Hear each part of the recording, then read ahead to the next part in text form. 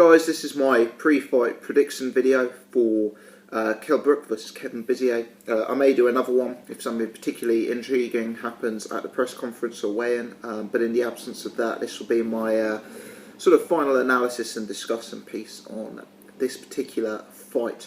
Now obviously I won't spend too much time on this element of it because you guys know it already, but the first thing that needs to be said is this is not a good fight. It's a shame that Team Brook, Eddie Hearn, couldn't make a better fight. It's a shame that IBF, governing body, decided to have a fighter like Kevin Bizier at the top of their rankings, given the fact that he's lost twice to Jojo Dan, and given the fact that he's yet to really beat anyone of note in his entire career. So, it's a bad fight. It's a bad fight. It generates minimal interest. I can imagine it sells minimal tickets and creates minimal income for Kell Brook. I myself, as I've said previously, will be watching Eubank versus Blackwell. I just think it's a more interesting and more competitive fight than this. Having said that, it is Kell Brook. It is a Brit with a world title, and it is a big fight this Saturday on Sky. So I'm still going to discuss it. I've actually looked into Kevin Bizier before making this. I expected him to be pretty terrible, speaking frankly, because I know that Jojo Dan beat him twice, and we know how bad Jojo Dan looked when he fought Kell Brook. So I was expecting a guy substantially worse than Jojo Dan. And do you know what? Kevin Bizier is predictable, but he's actually not a bad fighter. He's a come-forward, aggressive fighter. He appears to be very strong, very fit, very durable. I believe he's never been dropped in his career. He's certainly never been stopped in his career. And I believe he's known for having a very, very good chin, which is good, because he's going to need a very good chin against Kell Brook. I would say he is a guy who very much likes to scrap in the pocket. This is not a guy who is going to be playing a game of jab with Kell Brook from range. This is a guy who is going to want to be on Kell Brook's chest. This is a guy who is going to want to be throwing combinations and trying to wear his opponent down. He doesn't have single knockout punch power, but he does appear to be relatively, to have some relative heavy-handedness, and he is the kind of guy who can wear an opponent down and hurt them in a fight. I think one of the stronger elements of his game actually is his body punching on the inside. He's got quite a nice short hook to the body. Up close, he can really shorten up his punch as well, and he can mix it up a bit. He changes levels fairly well. He'll ping you to the body and then go up top. He's not a bad fighter. He's not as terrible as I was expecting him to be, having looked into him. In terms of weaknesses, clearly he can be outboxed from range. That's a major weakness. Secondly, he's quite wild when he throws. He's not very defensively sound.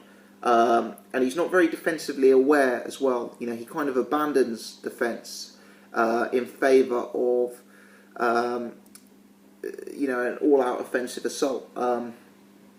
And often what that means is he is quite easy to time, quite easy to counter. I'm not sure about his hand speed, but it seems that sometimes when he decides to engage and throw like a double hook, the opposing fighter very regularly can simply just look up and ping him in the chin. Which is a concern, is a concern. I think Kell Brook's going to have a power advantage here. I think Kell Brook's going to have a size advantage here. Kell Brook is most certainly going to have a pure technical boxing advantage in this fight. However, what I will say is, whilst this guy lost to Jojo Dan twice, I actually think he may do better than Jojo Dan in this fight. I do. I think that whilst Jojo Dan beat him, I don't detect that Jojo Dan had the power of Bizier, and I don't detect that Jojo Dan had the durability of Bizier, which was actually emphasised in their fight, which, even though Bizier lost by split decision on both occasions, I believe, Bizier was actually able to drop Jojo Dan and put him on the floor, which showed that he had some power, and showed that, I guess, Jojo Dan could get hurt. So, yeah, I think it's interesting, and I think Kell Brook is a guy who is at his very best when he has a bit of space to work and when he can box from range. If I look, Kell Brook is undeniably a very, very big puncher, but if I look at his real big punches, I kind of view Kell as most effective with long, straight punches.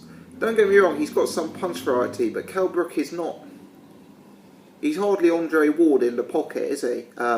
He's not the best proven inside fighter. He's not the best body puncher.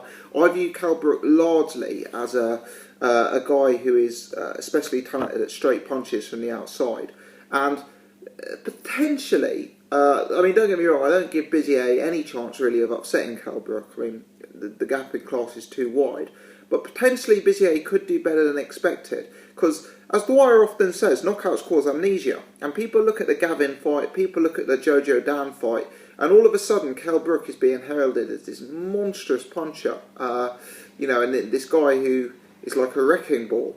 But let's not forget, Kell Brook has been involved in multiple fights that have gone the distance. Look at the Carson Jones fight, for example. That developed into quite a scrap. That developed into quite a messy, clumsy fight where the work wasn't too clean, and it was, not the prettiest fight to watch. I mean, look at the Sean Porter fight. I mean, I know Porter is an elite fighter. Porter is clearly a level above Bizier. But at no stage in that fight did I see Porter looking like he was going to get dropped and knocked down by Kell Brook. Yet Porter was dropped by Adrian Broner in a later fight. So, what I'm saying is Kell Brook is clearly a very good welterweight. He clearly punches very hard. He's clearly above Kevin Bizier. But what I'm getting at is, if we look at Kell Brook's historic record, he isn't a power puncher on a different planet to the rest of the division. I mean, Sean Porter, Carson Jones and others were able to go the distance with him, And I do detect that Kell Brook is someone who needs a bit of space and a bit of time to get his work off and to land cleanly. If you look at the Sean Porter fight, where it was close was when Porter was roughing him up on the inside. Where Kell Brook was starting to do damage was when he had time to pick his shots from range. And this Bizier, he's nothing special, but he can really force the pace. He can sit on your chest. He can unload shots to your body. He can rough you up a bit. And a guy like Kell Brook, who, as I say, isn't a wizard in the pocket, he's not an elite inside fighter, or as I've seen so far, I'm just not sure we'll see the best Kell Brook up against that style. I personally think we may see a better Kell Brook against a guy who maybe decided to box with him a little bit more.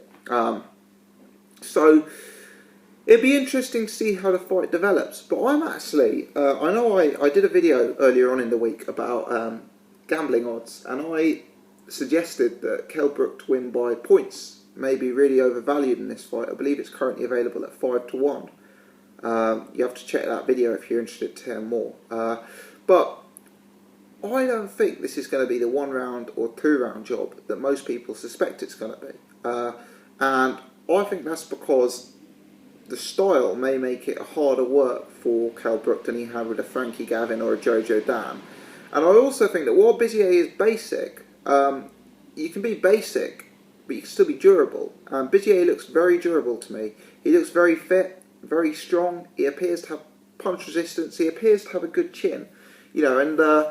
I suspect that Bizier will give Kell Brook something to think about. I don't see this being an early round stoppage. Don't get me wrong, towards the middle 8 rounds, the gap could be so vast and Kell Brook could be landing so regularly on Kevin Bizier that a referee stoppage where the ref just jumps in and has seen enough wouldn't totally surprise me. We've seen enough of those over the years to know that something like that very much happens. And Kell Brook could be such a level above Bizier and such a level above the guys that Bizier's fought that Bizier is unable to deal with the step up in class. And I'm not ruling out a stoppage. Of course, the stoppage has to be favourite, and I understand why the bookmakers have priced it so. But I'm inclined to think this fight goes late. Actually, I am inclined to think styles make fights, as they say, and just because Brook handled Jojo Dan with ease and Jojo Dan beat Bizier, it doesn't mean that Bizier is going to be as easy a fight for Kell Brook. Don't get me wrong, I'm not saying there's going to be an upset. I don't see any upset potential here. But I think Bizier will ask some questions and I think he'll hang around for a bit.